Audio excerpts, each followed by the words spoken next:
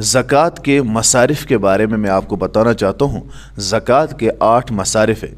इन्नमा सदक़ातु लिल-फ़ुक़रा वल-मसाकीन वल-आमिलीन अलैहा वल-मुअल्लफ़ति क़ुलूबुहुम व फ़िर-रिक़ाब वल-ग़ारिमीन व फ़ी सबीलिल्लाहि व इब्निस-सबील।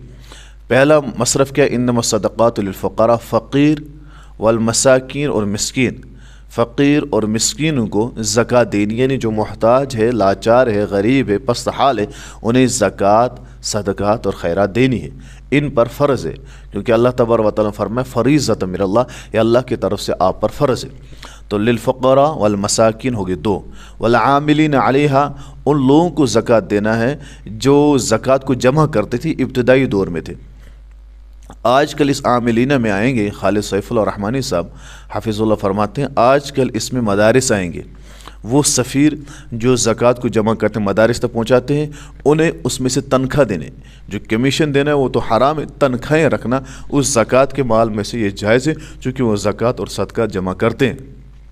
वल मुअल्लफ़ति क़ुलूबुहुम, इब्तिदाई दौर में अगर किसी के बारे में यकीन हो ये ईमान लाने वाला है, मुसलमान बनने वाला है, लेकिन उसका रुझान और बढ़ाने के लिए उसको पैसे देना ताकि उस पर जो परेशानी है वो दूर हो जाए, उसको दे सकते थे। अब ये चीज़ यहाँ हमारे इस माशरे में नहीं है। फ़िलहाल इस आयत, ये आयत मौक़ूफ़ है, यानी मनसूख मानी जाती है, यानी फ़िलहाल इस पर अमल नहीं है।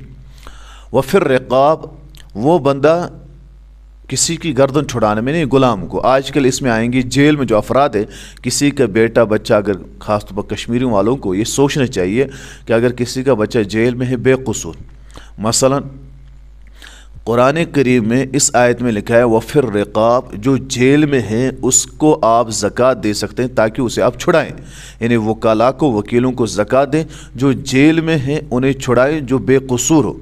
अगर कोई बंदा कसूर वाला वहाँ है, मसलन एक बंदा बाहर बदकारी करके, एक बंदा रेप करके, एक बंदा बाहर ड्रग्स का काम करता था, ये सब काम करता था, फिर वो जेल में गया, तो वकाला को आप पैसे दे अपने जेब से और कहें कि इसको छोड़े ही ना, इसको छोड़े ना, उसको छोड़ने की कतअन हो जाए ना, उसको कहें कि इसको छोड़े ना इस बदबख्त को, क्योंकि ये बाहर ख़तरनाक काम करता है, गलत काम करता है। हाँ, जो बेकसूर फंस गया है उसको छुड़ाने के लिए वकीलों से आप पैसे दे सकते हैं ज़कात के, ताकि उसको छोड़ दें।